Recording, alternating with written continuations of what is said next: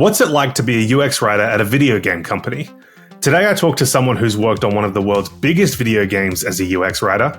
We discuss the differences between UX writing for software versus video games, and why the video game industry should invest more in UX writing and content design.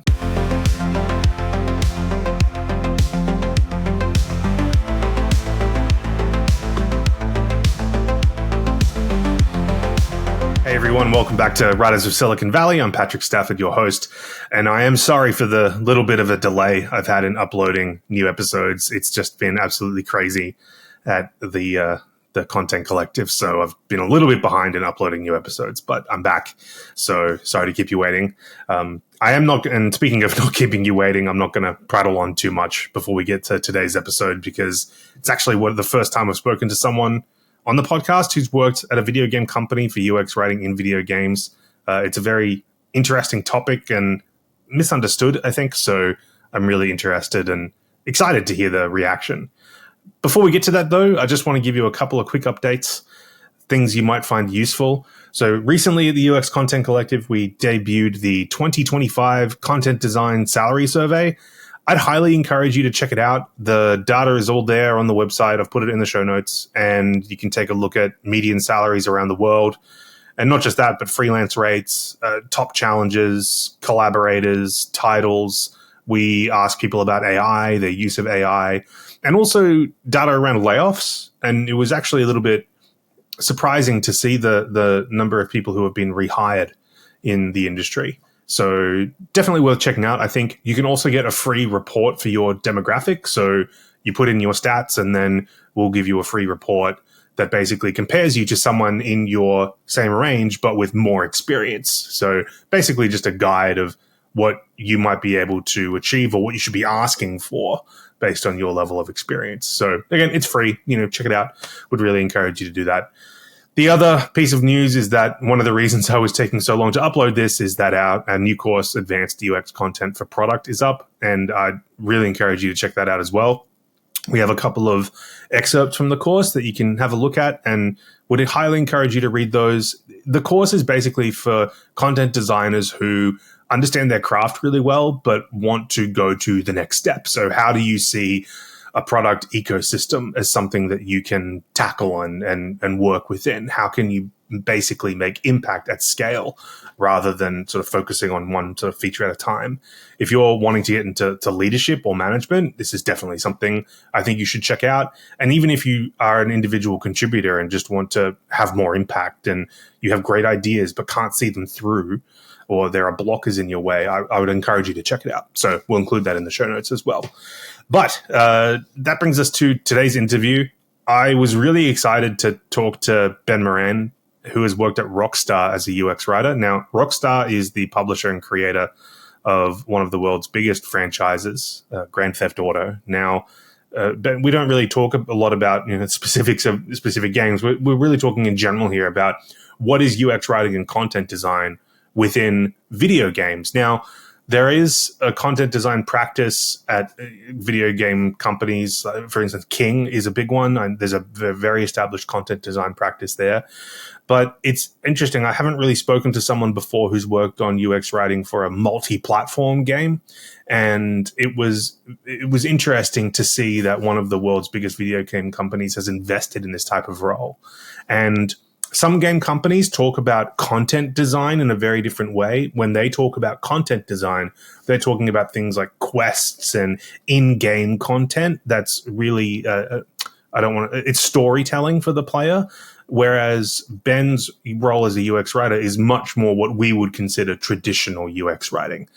Or in user interface writing. So it was really interesting to talk to Ben and how the practice differs in that context, and why I think the video game industry might be investing a little bit more in this. So it's an avenue that hasn't really been explored a lot. So yeah, I was really excited to talk to Ben. This is a really great chat. Really hope you enjoy it. So without further ado, I'll pass on now to our interview, and I'll say bye at the end. I feel a special kinship with you because in a past life, I was actually a video game journalist. And I wrote features for magazines and a bunch of different websites. So I did a lot of freelancing for places like Polygon and Eurogamer and a bunch of different places. So I've always played games and have a love for games, but I have to ask. Sometimes when I've spoken to developers, it's that thing of like they're so focused on working that they actually don't end up playing a bunch of games.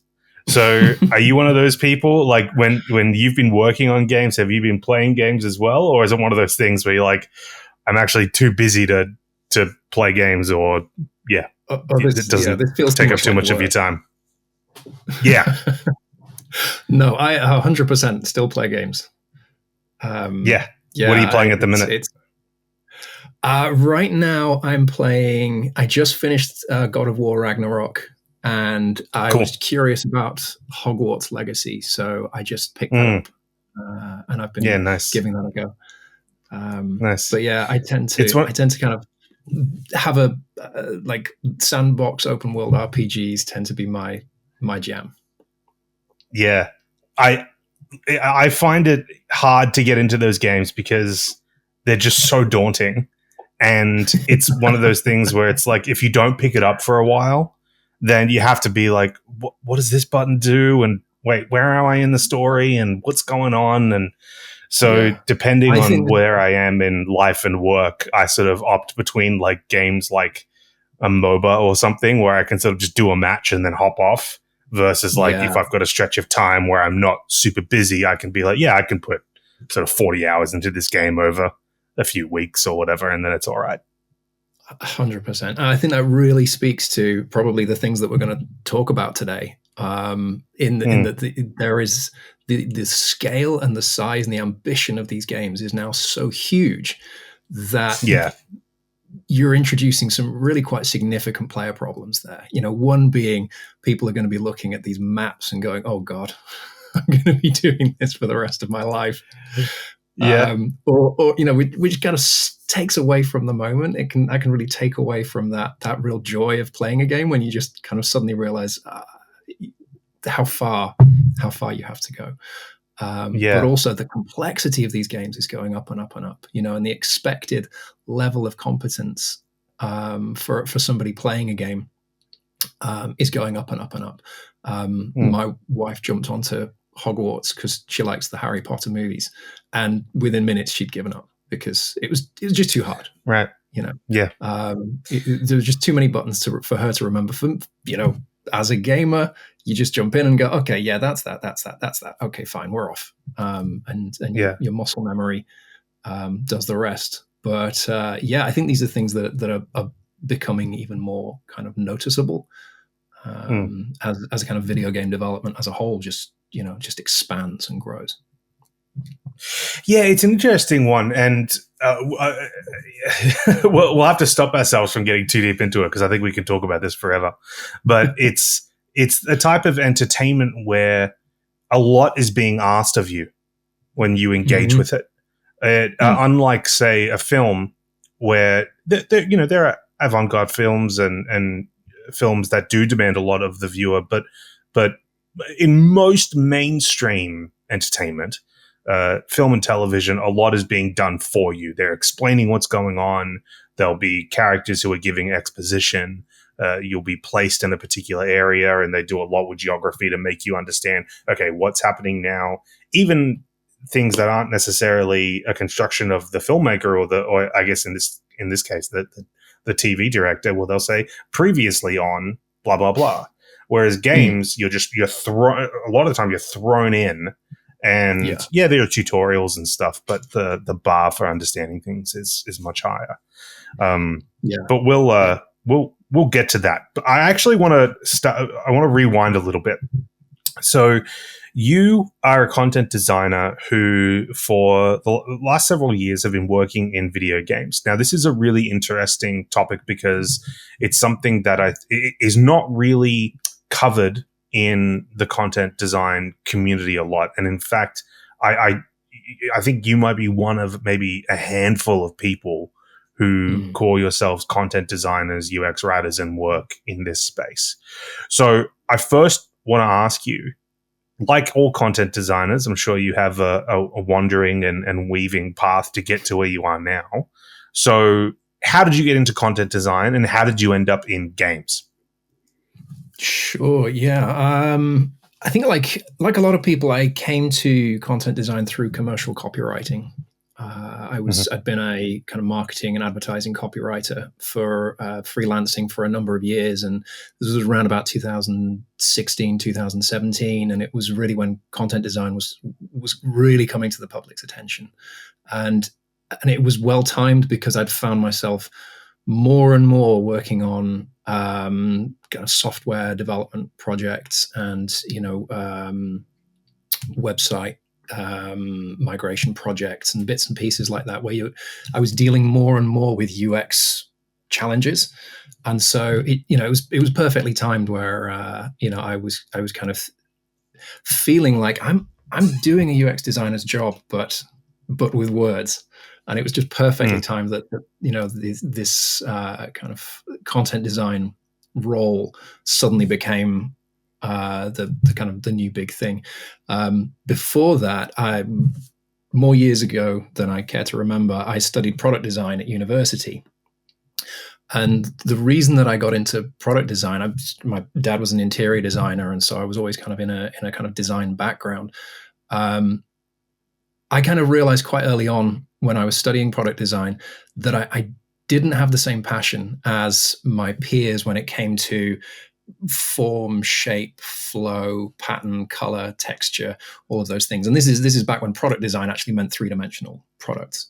And so I kind of realized there's something about this that I love, but I'm not these guys that are kind of really big on, illustration techniques and creating these amazing looking things. And what I kind of since realized, having then bounced around from lots of different opportunities, is that I was really enjoying the UX element of product design. I was really enjoying identifying user problems and kind of gaps in the market and things where people are struggling, and then trying to find, at the time, that was practical solutions, kind of physical solutions to their problems. So I think, again, that mix of commercial copywriting and that product design background was just a perfect match for content design. So that's really been my kind of sweet spot. So I think that's why I've stuck with it for the last kind of 10 years or so. It's been the most consistent role in my career, I think. And yet so I think I agree with you. A lot of people come into this through commercial copywriting, and then they get into this work and they find, like you, they really care about the design aspect of it, and sort of off they go. But you made this move into games. Now, I've seen job ads for content designers for games pop up, but it's a very different distinction. In a lot of job descriptions for content designers in games, they're talking about the content used in quests or missions, or the type of material used for, like, in game, things. Actually plotting out how the content on a quest and so on that the user sees. You are listed, at least on your LinkedIn, as a UX writer, and you wrote this really wonderful piece, which I'll link to in the show notes, about what it means to actually be a UX writer in video games, and as opposed to, say, other types of mobile or desktop products. So it's the titles, again, are a little weird, but just to be very clear, when you talk about being a content designer or a UX writer in games, what you're talking about is you have worked on user interface language, as opposed to, say, the stuff I just described about quests and so on. That's right. Yeah. I'm talking about the content design and UX writing that we know. Content design as a term already exists in game development. They were there first. They got there first. And it does mean something different, but it is a real challenge, because you might see ads for a video game content designer kind of cropping up here and there, but they're not looking for the skill sets that we bring to the table. They're looking, as you say, they're looking for somebody who can use the mechanics of the game to then build out character abilities, or the game, or the level design, or particular puzzles, or whatever it might be. They are the people that create the content. That's kind of how they view it. The content of the game itself. So that's slightly detached from the specific focus that the UX writer would have, which is more based around the UI in the game, within the gameplay itself, what they call the HUD, the heads-up display, and in maybe the menu systems as well that exist kind of around peripheral to the game. So my question is, it's rare. Yeah, it is. It's and I'm curious about that because as I mentioned before, I've done some video game journalism, and so I've had some exposure to how games are made and talking to various developers and so on. And my understanding, limited understanding, I should say, is that user interface language in a game for the HUD is usually created by anyone and everyone, depending on the game that you're working on. So it might be people on the dev team. It might be the creative director. It might be writers who are involved in that process, but it can look really different depending on what the team makeup is. So I guess I have two questions. My first is, who traditionally has been writing that type of content? And then how did you come into the picture and say either, hey, this needs to be happening, or who was it that said, hey, we need someone to do this? And then, how did you get involved? Sure, yeah. I can't speak for every studio, but I would imagine it's very similar to where we were almost 10 years ago, where there wasn't that wide understanding that there is a kind of a skills gap in the kind of development space, and really the content that you're seeing in those UI elements was either delegated to various stakeholders or subject matter experts, or it was possibly a lower priority for somebody who was doing other work. Game writers, for example, are absolutely critical to a game. They might then take a look at kind of UI elements kind of on the side. But there are kind of other teams as well. The game developers themselves might be writing that content, and that might be placeholder content that somebody else can then review, or maybe the team as a whole might review all of that and try aim for a level of consistency. But I think on the whole, that it's the same challenge that content designers were experiencing kind of 10 years ago, and we're kind of trying to campaign for all that time ago, that this is a space that is really a full-time job, looking at managing these elements, optimizing these elements, testing these elements, and getting them into some kind of organized system. It takes a long time. It takes a lot of effort and a very specific skill set. And so I would, without wanting to kind of speak on behalf of other kind of studios and things, I think right now that task is falling to a range of people who probably have other priorities, have other things that they want to be kind of focusing on, and other specialisms that they want to be focusing on. And so I do feel like there's a real niche for UX writers. I'm going to call them UX writers so that we don't kind of conflate content designers and UX writers. But I think there is that exact same niche in video game development as there is, there was, and there still is in kind of software as a service development and kind of web service development. To answer your question about how I got into it, I would love to say that here's how you do it. Here's how it's done. You do this, you do this, you do this. Here's the plan. Yep. I got very fortunate. I was very, very fortunate. The then UI UX director, where I was before, reached out, and we just started a conversation on LinkedIn just around UX writing and the value that it can bring to UI design and UI development. And he was able to secure a budget and convince me to kind of join the team there and kind of manage and lead a team.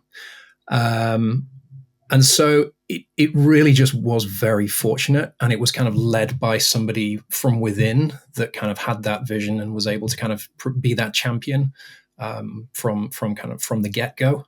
So, and I think that's what we're needing more in the kind of video games industry, is those kind of internal champions who are going to recognize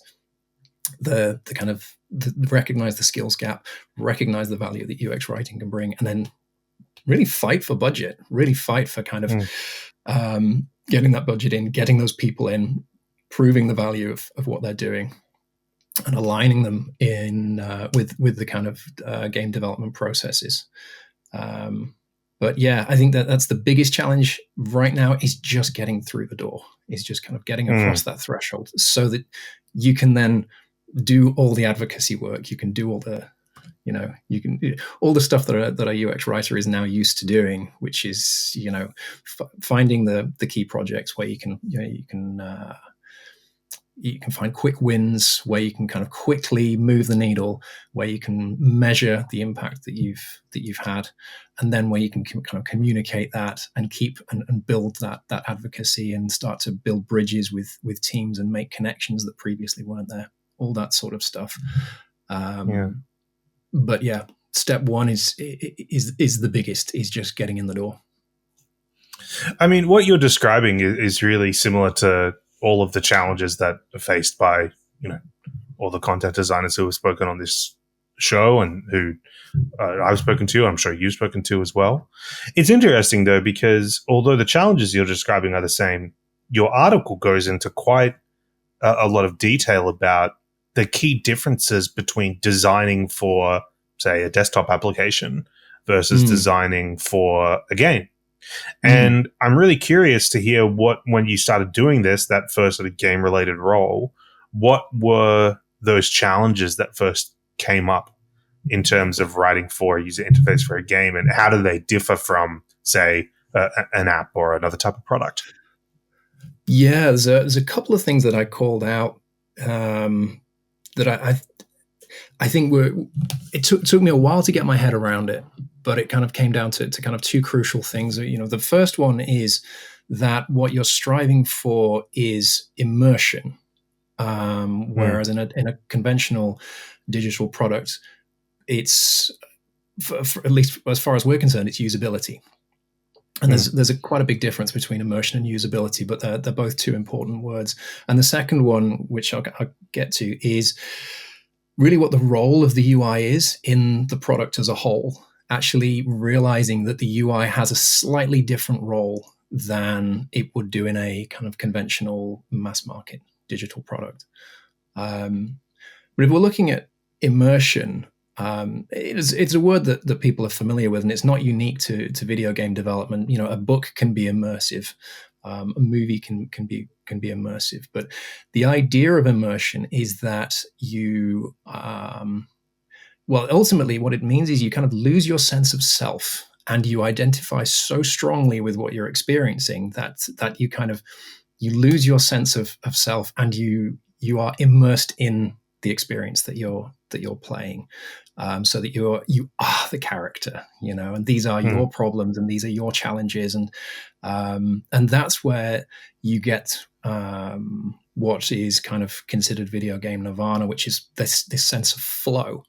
And flow it's a mix of the world building and the story and the gameplay itself, and it's a real alchemical mix that, when it's correct, you get just the right amount of challenge as a player with just the right amount of reward, and that then keeps you going, and it keeps you going, and it keeps you going, because you're getting those little dopamine hits and that little kind of satisfaction of doing a job and getting it done well, and there's something new, and now there's something new, and now there's something new.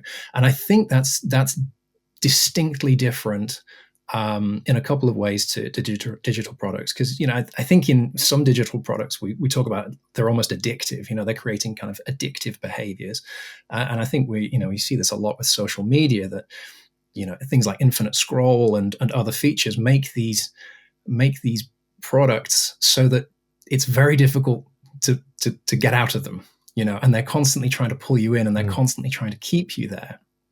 I think immersion is different. Fundamentally, I think what makes it different is that there's an element that is not present in the average kind of digital product, or at least it isn't a high priority, and that's artistry. And when you're talking about artistry, you could lose days just defining art, just trying to define, like, what is art? What is art to you? What is art to me? But I think what I mean by that is that video games have the people who are creating video games are trying to say something. There's a form of self-expression going on there, and they're trying to elicit an emotional response in the people who are experiencing them, in the same way that I think art does. You're trying to say something about yourself, and you're trying to connect with whoever's experiencing it, and you're trying to create an emotional response. And yes, of course, in a digital product, you're trying to maybe make people feel calm, or make people feel safe, or make people feel reassured, or whatever it might be. I think when it's video games, that spectrum of emotions is broader. You're talking about fear, or excitement, being thrilled, or being super curious, or all of these things that you don't, these kind of traits that you would normally not want anywhere near your digital product. You don't want people being afraid by your product. You don't want people being kind of giddy and thrilled by it. You just kind of want to solve their problems and help them out the other way. So I think that the kind of element of artistry poses a real challenge, and I think it's something that I experienced when I first started. I found myself really, really championing usability, and getting knocked back, kind of going, we're not going to do that, and we're not going to do that, and we're not going to do that, and it was really difficult to get my head around that. Like, why? Like, doing it this way is the most useful thing we could do for players, at this moment, and it's because I was thinking with a usability hat on, and not an immersion hat on. And I kind of realized, if you imagine these things as a spectrum, with artistry on one side and usability on the other, your game fits somewhere on that spectrum. And that really does depend on what it is that the studio is trying to achieve.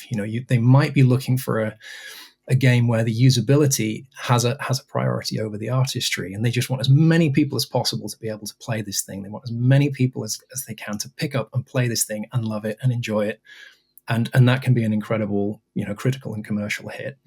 Likewise, you could have something where a studio really wants to push the boundaries for what's kind of visually possible, and what you can achieve through sound, and what kind of story you can tell. And so they may skew more towards artistry, and what that could risk is kind of deprioritizing usability. But that doesn't mean that it's going to be a commercial or a critical failure.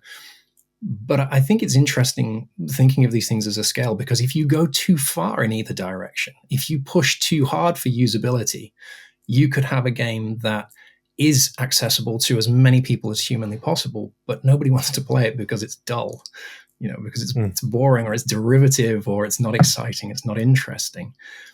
If you go too far into artistry, you will have something that is completely unique, and nobody's ever seen it before, but likewise, nobody can play it. So again, you kind of risk commercial failure going too far.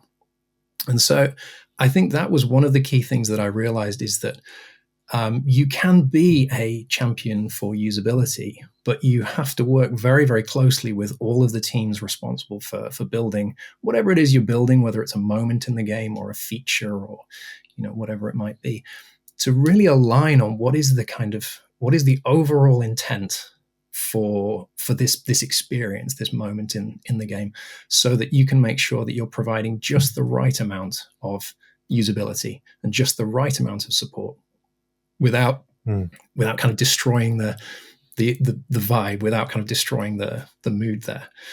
And I think you can tell, you've probably had the same thing in games where, you experience a puzzle, and too quickly you get the help text appearing on the screen saying, oh, you need to do this, and you need to do that, and you need to do that. Yep. And you kind of go, oh man, I was really looking forward to solving that. If you'd have just given me a minute, I'd have had a good look around, and I'd have got that really good feeling of achievement having solved it myself. But you ruined it. You've ruined it by helping. It's the Clippy moment, right? Like it's that same sort of response. Exactly. I'm really fascinated by everything that you just explained, and I think the point that really resonated with me about what you were saying was that people, I mean, let's call them users, players, I guess in this instance, they go into an experience and they are much more open to that wider range of emotions that you just mentioned, as opposed to, say, a product where they're trying to get a job done. So I'm thinking about, the products that I've worked on, either they're applying for a loan, or they're doing their taxes, or they are sending a message to someone or something like that. They want to do it, and then that's it. Whereas the player is pretty open to a bunch of different experiences. And the first challenge to me that comes to mind with this, I'm sure there are many that you've experienced, but is naming. Because in a feature, as we've talked about a few times on this podcast, the idea of sort of concepts, right? If you introduce a feature name, you are introducing a concept to someone, and that creates some type of cognitive burden on the user. Now, it can either be a light cognitive burden or a very heavy one, depending on how it's introduced and so on. And there's a tension between what the company wants to call something in terms of, branding versus the usability factor, right? And I think that's very similar to what you described as sort of the usability versus immersion. Because when I'm playing a science fiction game, for instance, this is a very sort of a dull example, but if I often you need, ammunition for a weapon, right? And so that ammunition might be called something different in each game, or the components of your weapon might be called something very different. And you might have a setting mapped on the UI that isn't gun components. It's I can't think of a word, but like gun structure or just structure, right? Like, and so you have to teach the user, like, what is that concept? But there might be less. The player might put up less of a. What am I trying to say? The player will find that interesting and cool if you do it in the right way, versus in a product where you just call it what I know it is. I just want to get my thing done. Whereas the player might be like, oh, that's cool. They called that, and that's a bit different than what I usually expect. So it must provide, in some ways, yes, challenges, but also like some great freedom to be able to explore, different ways of doing things. Yeah, I think, the freedom to kind of push boundaries and create new things is there, and I think we're kind of seeing this, that there is still no fixed way of doing things. There's no kind of, this is how you do this kind of feature for a game, and this is how you do this feature for a game. It's still in the mix, and everybody's still trying slightly different things. There are kind of some standards. There are some kind of similarities that you'll see from game to game to game, but it's always refreshing when you see somebody trying it a different way. And it really does depend on the kind of the intent of the game, the kind of artistic intent. If it's a sci-fi game, and if it's meant to feel, if your character is a technician in that game, then maybe it makes perfect sense that you're constantly peppering them with all of these kind of jargony buzzwords, because that helps with immersion. Because my character would know these things, and they're working in that space. But if you're dealing with something that, and I think likewise, if it's a fantasy game as well, and you're dealing with all sorts of kind of, all kind of lore-based magical terms, then and there's a very, very high level of complexity, then it makes sense that you're going to have an awful lot of language in there. I think when it becomes really interesting for me, and I've experienced this outside of video games and inside, is the conversation over whether you call, do we call this anything? Does this need a name, or is this just a feature that we've designed and internally we have a name for it, but when it's in the product, this is just a step on a user's journey. They don't need to know that it's called this. They don't need to know that it's this particular menu, or it's this particular thing, or it's this particular thing. What we can do is just bounce people through it, or we just say, press this button to do this. Rather than press this button to open this menu and then go to this sort of thing. That was one particular challenge that again, this is not unique to video games. I think this is something that it's a trap that we all fall into when we've been developing internal tools and internal, and new features for products. And we're so pleased with them that we want to call them something. We want to give them a name so that people go like, oh, look, it's a shiny new thing. They did a lot of work. We're really proud of you guys. Yeah. It must be good. It has a name. I think there's that real challenge to just kind of take that step back and go like, does anybody care? Like, no, they probably don't. They just want to, take them through it in one side, out the other, into the next thing that you were going to give a name to, and then let them do whatever it is they need to do there, and then let them get out so that they don't feel, as you say, like they've had to take on a whole bunch of new terms and understand what it is they just did. When it comes to, I think you make a really good point around kind of items in the menu. When you're going into settings and things, you do need very, very clear terms about, very, very clear names for what things are.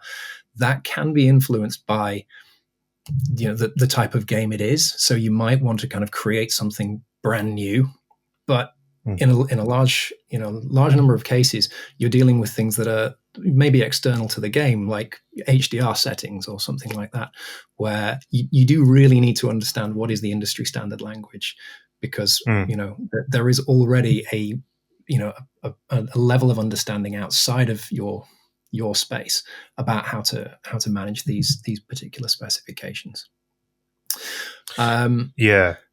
So sorry, go on. I think it's a balance of both. I think it's a kind of, you've got to first of all ask that question: do we need to name this thing?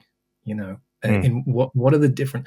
Actually, audit all the different moments in the game and all the different moments where you're going to need to refer to this, and that includes kind of in marketing materials or anything else, and supporting customer support materials. Do we need to name it at all? If we do need to name it, where do we refer to it? So perhaps this is on external wikis, or somewhere else outside of the game where we know that there is a niche case where we're going to need to explain how to do something. We'll only refer to it by name there.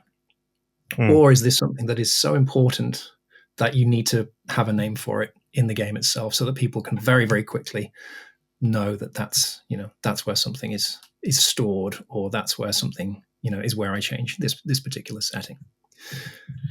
I bring that up as an example because there's a game I play at the moment called Deadlock. I don't know if you've played it. It's Valve's new MOBA / third-person shooter. I'm kind of addicted to it, but I find it frustrating sometimes because now it's in alpha, I should say. So it's that I'm sure they're working on this. So if anyone from Valve is listening, please don't yell at me. I know you're still working on it. But when there are all of these items you have to buy, but a lot of the descriptions will just make me more confused about things. So it'll say, I'll go to buy an item, and it'll say it'll be like restorative justice or whatever, and then you'll look at it and the description will be, this adds a bullet shield when this is happening, and I'm like, what's a bullet shield? Like, when does that happen? You know what I mean? So there's there's all of these the names are cool, and I'm happy to call it that, but just I need a little bit of help here, folks. I need a little bit of understanding here about, but that happens in all sorts of products, and in the tension between the naming and so on. What's interesting to me is that even though we've been speaking about, yes, the user might want a very difficult experience in the case of something like Elden Ring, for instance, right? They want the difficulty to be very high. There are aspects of the game that they want to be difficult, but navigating the experience of playing the game should never really be difficult, right? Like it should, it's the actual play experience and the skill that you want to learn and gain in order to beat the game. That should be difficult. But if you're trying to figure out where to map certain items or do certain things or so on, that's as you just described before, they are steps on the way to completing a task. And even though it's good to make them immersive, should never get in the way of what the user wants to do, which again is the goal of any sort of product. Yeah, I think so. And any video game has, in this kind of genre, if we're talking specifically about these large RPGs with big maps and things like that, they all have a story to tell, and they want you to get to the end of it. That's the studio wants to tell the complete story, and so they don't want necessarily, generally they don't want players dropping off midway through the game and leaving. That's not what you need. And so there is that delicate balancing act of working out how much support to give players so that they continue, so that they see it through, so that they don't reach a point where it's now becomes so complicated that it's no longer fun, or there are now too many controls, or there is now too much choice when it comes to my armor or my weapons, or whatever it might be, and I don't understand all the different plugins, and I don't understand all the different upgrades, and I don't really know what they're all for. I think that's when you kind of risk losing people. And it's heartbreaking because, having seen it on the inside, there is so much work going into all of these incredible features. And again, it just highlights the opportunity for, not just from UX writing, but for UX in general, to be kind of looking at these spaces and kind of going like, how do we open this up? How do we make this, all right, it might be a very, very, very, very detailed, very granular, very technical area. Maybe somebody's doing some upgrades to, I'm thinking of, God of War, because that was a recent example. You've got so many armor options and so many things you can do to your armor and so many things you can do to your weapons. And it's potentially very, very overwhelming. How can you bring in UI elements and, and other kind of other help to kind of, I suppose, give you your version of the gameplay that you want, to make sure that this is playing out how you want it to play out. Because I think all of those options are there. If your play style is gung ho, throw yourself at somebody, how can we give you the guidelines that you need to go like, this is the kind of spec that you need. Let's show you what this will mean if you do these things to your armor or to your weapons. And I think in a lot of games, like you say, it's not there. In a lot of games, you're seeing all of these options, but you don't really know what the consequence will be. It's like, okay, it does that. First of all, you've just given me 3 terms. I can't remember what they mean. Secondly, if I do that, what do I lose? What does that mean for this? And, and can I test it out? And can I see it? Can I see a video of it being used? And I think a lot of games do this very well, especially in the kind of menu systems when you're looking at skills trees, for example. And you're looking at, I'm going to buy some new skills for my player. Just having a video there of what this new thing is and what it does and how you might use it is incredibly helpful. You don't need text there. You just need to see what is this thing. Is this going to help me be more sneaky? Is this going to help me be more powerful? Whatever it might be, that really helps me confidently make those decisions about whether I want to get it or not.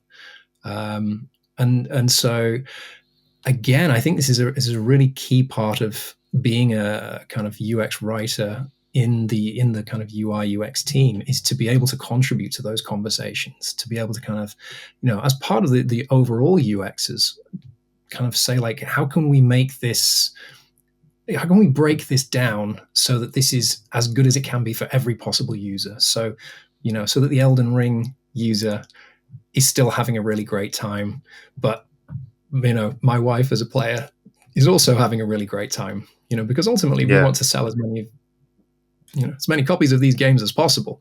We want as many people as humanly possible to be able to play these games. And so, huge opportunities there. It seems like it's a shame that, for your wife, who is such a big Harry Potter fan, for her to sort of pick up that game and go like, no. You sort of think, it's a missed opportunity, right? Like that'd be a good opportunity for her to engage with something like that. I'm wondering, I know you can't talk about any work specifically and or can't reveal any secrets, but I'm wondering, is there a moment or maybe a particular example of where your colleagues started to see the benefit of the work that you were bringing and what you were doing? Is there maybe one of those moments where they go like, oh yeah, okay, I see, and I understand, what the value is here? Maybe it's a series of things and not sort of one specific moment, but I'm curious if there's anything that really sort of tipped the scales in that way. Yeah, I think so. I think it was, as I've often experienced in the past, it's not kind of one giant light bulb moment. It's just a series of little moments where you suddenly, someone somewhere goes, oh, I didn't know you guys could do that, or I didn't know that was available. I didn't know you guys had done that research. I didn't know you'd defined those text patterns. Like, that's great. That's exactly what we need. I think those are the moments that really stand out for me, where we were kind of identifying maybe issues with consistency in the text, or areas where we were regularly doing rework because things weren't quite right from the kind of content side, and things weren't quite making sense, and kind of doing the necessary research, doing the necessary diligence to kind of, like I was saying before, going and looking at all the different use cases. Like, okay, so we've got this particular thing that we're looking at. What are all the different use cases for using that thing, and what are all the different ways that we might want to talk about it that we're currently aware of, and then defining patterns for it.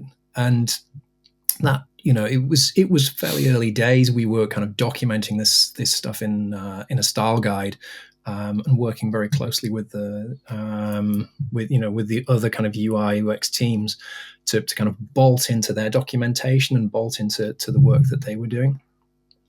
But I think where it was really satisfying was, we had various Slack channels available for kind of text requests and text queries and things.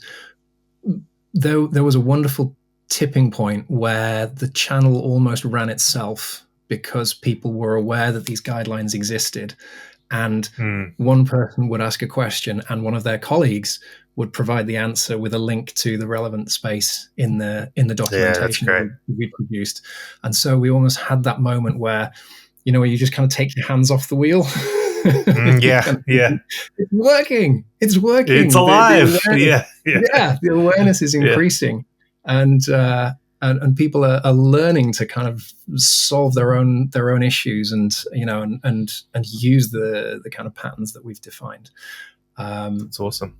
I think that was I think for me that moment where you kind of think like, this makes sense. This is, we're doing okay. You're doing good. Well, I mean, we're nearly running out of time here, unfortunately. I could talk to you about this for hours. I'm wondering, though, as you've been talking, one of the things that I'm really inspired by is the idea, and it's something that, to back up a little bit, I've become a little bit frustrated with a lot of products because they tend to just be the same. Like there's established UX patterns in a lot of products, and I don't feel like there's been a lot of innovation or just experimenting with things. And like, for instance, like I would love to see products try like a tone option, like so you can change like how the product talks to you. I would love all sorts of different things. And the way you've described the way UX writing work in games is this ability to tell a story or to get across some sort of authorial intent. What could people listening to this podcast take into their own work if they're working at, say, a social media company, or they're working for a B2B application or something where they're trying to think about innovation. Don't want to put too much pressure on you, but I'm just wondering, is there something that they can take away from the creative work that's happening in UX writing in games into some of their own work? Maybe not, but maybe that's a tall order, but yeah. Yeah, it's a difficult one because the intent is often so different. The intent with a video game is entertainment, and and taking a user on a story and maybe growing some empathy. Maybe putting yourself in somebody else's shoes, and if all goes well, maybe shifting your worldview on something, or expanding your horizons a little bit. That's kind of thinking big. Most video games are just there for dopamine hits. So when it comes to kind of taking stuff out of the video games industry and kind of thinking about doing that in other kind of areas of digital product development, I think you already have kind of really well established concepts around gamification and how gamification can kind of increase engagement and lead to kind of fun, kind of make what is potentially quite a dull or laborious process fun. So I think those things are already happening. I think where the kind of video game space is unique is that you've got to kind of toggle on that artistry element in that space more. I would love to see that. I would love to see more confidence in digital products to be pushing that artistic direction, so that things feel more unique. Because I think you're right. I think we're seeing a lot more homogenized product experiences, and that really is down to efficiency. There are established patterns for things. People have muscle memory. We have trained them to know where to look for certain things by producing apps and digital products that kind of look and feel largely the same. I'm always really happy when I encounter a product that turns that on its head, and that feels a little bit different and that does something a little bit different. I was just talking to a friend of mine recently just around motion design, and how motion design it's such a difficult thing to sell in when there's always such a huge amount of tech debt, and there's always a fire, and there's always something to create. But how valuable motion design could be in mobile apps and in kind of web browser experiences, just to bring those little moments of kind of joy and satisfaction and wonder. But I think that too often they're considered just a kind of like more of a gimmick, I think, than anything else. And I don't think there is that perception of value and potential increase in value of applying these kind of lovely little visual touches to kind of product experiences. And very often those kind of visual touches can do the same job as a line of text. But we'll default to a line of text because that's easier to put in the design, and it's faster and it's more efficient, and it would be great to see more of that. And it feels as though there's been a bit of a shift with, kind of new design systems kind of coming out, offering those kind of alternatives. But I hope so. It would be nice to go back to almost like the old days where every website was different. A little bit, yeah. I don't know if I want to fully go back to the days of GeoCities, but I do think that, like, and I think you're right. Like the creation of, like, we've just had Apple's liquid glass announcement, and Google has its new material design update, and it's almost like we're heading back a little bit towards that skeuomorphism that sort of came up in the first sort of iPhone software developments. But I just think products could be, to use an appropriate term for this podcast, playful. So that's my hope that listeners get from this. Look, we've reached the end of our time. This has been absolutely fantastic. I feel like we've only just touched the surface about this. I feel like we could talk about it for forever. I'll link to the article that you wrote in the show notes, but how can people find you online and connect with you? LinkedIn is always the the main place. I don't tend to use social channels these days, largely because I'm too easily hooked into them. So I've realized my weakness. A good choice. So yeah, please do reach out on LinkedIn. Please do check out the Medium article. And I'm desperate to hear from other people who've been doing UX writing in the video game space. So, if we can create a little community of people who are kind of aware of the value of it and try and figure out that question that you were asking earlier on, how do people get into it? How do people kind of get across that first hurdle of getting through the door? Because I think there could be huge benefits for video game development teams to have more UX writers on board. So if creative directors and hiring managers at development studios are listening, this is the time to open up your coffers and start hiring all those UX writers. Ben, this has been absolutely fantastic. Thank you so much for joining me today. Oh, honestly, thank you. It's been a pleasure. All right, that was my interview with Ben Moran. And if you're interested in UX writing or content design in video games, and if you are a UX writer at a video game company, I'd really love to hear from you. So please reach out, patrick@uxcontent.com. Again, check out the free salary survey, check out the new course. All the links are in the show notes. You can get 20% off. We're using the code podcast20. So would definitely encourage you to check that out. All right, that's it from me. I'll see you next time.